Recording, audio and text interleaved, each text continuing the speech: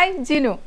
നിങ്ങൾക്ക് നിങ്ങളുടെ ചെറുപ്പകാലത്തെ ടോയ്സ് ഓർമ്മയുണ്ടോ? എനിക്ക് ഓർമ്മയുണ്ട്. നിങ്ങൾക്ക് ഓർമ്മയുണ്ടെങ്കിൽ കമന്റ്സിൽ എഴുതണേ. അപ്പോൾ നമ്മുടെ ചെറുപ്പകാലത്തിലെ ടോയ്സ് എന്ന് പറയുന്നത് നമുക്ക് കിട്ടുന്നത് തന്നെ വല്ല പെരുന്നാളിനോ ഉത്സവത്തിനോ ഒക്കെ പോകുമ്പോഴാണ് ഒരു ടോയ് നമുക്ക് പേരൻസ് വാങ്ങിച്ചു തരുന്നത് അല്ലേ. അപ്പോൾ ആ ടോയ് ആണ് നമ്മുടെ കൈ കിട്ടിക്കഴിഞ്ഞാൽ പിന്നെ ഒന്നും പറയണ്ട, നമുക്ക് അങ്ങ് ഭയങ്കര സന്തോഷം. അത് വെച്ച് നമ്മൾ കണ്ടിന്യൂസ് നമ്മൾ കളിക്കുകയും അത് കുറേ നാൾ അത് വെച്ച് നമ്മൾ കളിക്കും. കുറച്ച് നാൾ കഴിയുമ്പോൾ നമുക്ക് ബോറടിക്കുമ്പോൾ നമ്മൾ എന്ത് ചെയ്യും, പയ്യനെ അത് അങ്ങോട്ട് അഴിക്കാൻ തുടങ്ങും. അതെങ്ങനെയാണ് പ്രവർത്തിക്കുന്നത്, അതിൻ്റെ സ്ക്രൂ അതെങ്ങനെ ചെയ്യുമ്പോഴാണ് അത് ഓടുന്നത്, ഇതൊക്കെ നമ്മളൊരു ആങ്സൈറ്റിയും ക്യൂരിയസ് ആയിട്ട് നമ്മൾ എന്ത് ചെയ്യും, ഇതൊന്ന് അഴിക്കാനായിട്ട് നോക്കും അല്ലേ.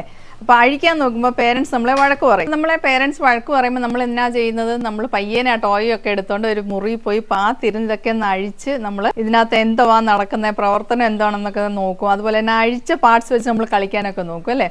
ഭയങ്കര ക്യൂരിയോസിറ്റിയാണ് നമുക്ക് അതിനകത്ത് എന്താണെന്നുള്ളത്. അതുപോലെ തന്നെ നമുക്ക് ഈ ഒരു ടോയ് മാത്രമേ ഉള്ളൂ, ഇനി അടുത്ത ടോയ് കിട്ടുന്നവരെ നമുക്ക് അതേ കളിക്കാനും പറ്റത്തുള്ളൂ. അപ്പോൾ ആ ഒരു ടൈം പീരീഡിൽ നമ്മൾ പേഷ്യൻസ് ആണ് അവിടെ പഠിക്കുന്നത്. എന്നാൽ ഇന്നത്തെ കാലത്തെ കുഞ്ഞുങ്ങളോട് നിങ്ങളുടെ ബെസ്റ്റ് ടോയ് അല്ലെങ്കിൽ നിങ്ങളുടെ ഫസ്റ്റ് ടോയ് ഏതാണെന്ന് ചോദിച്ചാൽ അവർക്ക് പറയാൻ പറ്റുമോ? അതിൻ്റെ റീസൺ എന്ന് പറയുന്നത് പേരൻസ് തന്നെയാണ്. കാരണം എന്ന് വെച്ചാൽ കുഞ്ഞുങ്ങൾക്ക് അവർ ചോദിക്കാതെയും ചോദിച്ചും നമ്മൾ ഇഷ്ടംപോലെ ടോയ്സ് ആണ് വാങ്ങിച്ചു കൊടുക്കുന്നത്. അത് കാരണം അവർക്ക് ആ ടോയ്സിനെ പറ്റി ഒരു വാല്യൂ ഇല്ല. ഇപ്പം നമുക്കറിയാം, പേരൻസ് ഒരു കുട്ടിയുള്ള പേരൻസ് ആണെങ്കിലും 2 BHK മതി അവർക്ക്. ഇപ്പോൾ അവരങ്ങനല്ല, 3 BHK ആണ് നമ്മൾ വീട് വാങ്ങിക്കുന്നത്. കാരണം എന്ന് വെച്ചാൽ ഒരു റൂം നിറച്ച് ടോയ്സും കൊണ്ട് നിറച്ചിട്ടേക്കാണ്.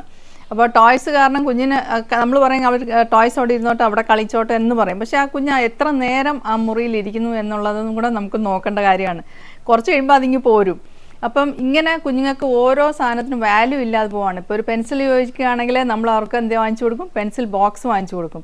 നമ്മൾ അങ്ങനെ ചെയ്യാതെ കുഞ്ഞ് പെൻസിൽ ചോദിക്കുമ്പോൾ ആവശ്യമാണെങ്കിൽ മാത്രം പെൻസിൽ വാങ്ങിച്ചു കൊടുക്കുക. അങ്ങനെ നമ്മളെ കുഞ്ഞുങ്ങൾക്ക് അവരുടെ ആ ടോയ്സിൻ്റെ വാല്യൂ അറിയാതെ ഇങ്ങനെ നമ്മൾ ഇഷ്ടം പോലെ സാധനങ്ങൾ വാങ്ങിച്ചു കൊടുക്കുന്നുണ്ട്.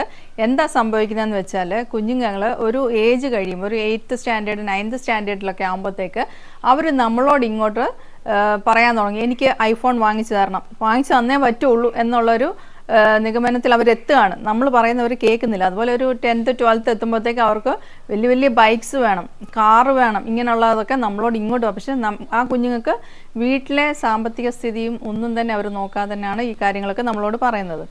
അപ്പോൾ ഇങ്ങനെയുള്ള കാര്യങ്ങൾ നമ്മൾ കുഞ്ഞുങ്ങളെ ചെറുപ്പം മുതലേ കൺട്രോൾ ചെയ്ത് വീട്ടിലെ വിഷമങ്ങളും പ്രയാസങ്ങളും അറിഞ്ഞു വളർത്തുക. നമ്മൾ പലരും ചെയ്യുന്ന ഒരു കാര്യങ്ങളെന്ന് വെച്ചാൽ പേരൻസ് കഷ്ടപ്പാട് അനുഭവിച്ചെങ്കിൽ അത് നമ്മുടെ കുഞ്ഞുങ്ങൾ അനുഭവിക്കരുത് എന്ന് ഉദ്ദേശമാണ് ഇതൊക്കെ ചെയ്തു കൊടുക്കുന്നത്. പക്ഷേ ആ ചെറിയ പ്രായത്തിൽ ഇതെല്ലാം പറഞ്ഞു കൊടുത്ത് കുഞ്ഞുങ്ങളെ മുമ്പോട്ട് കൊണ്ടുപോകുക. ഇല്ലെങ്കിൽ ഒരു ടീനേജ് പ്രായമായി കഴിഞ്ഞു കഴിഞ്ഞാൽ അതുങ്ങളെ നമ്മൾ കറക്റ്റ് ചെയ്യാൻ നോക്കിയാൽ നടക്കുന്ന കാര്യമല്ല.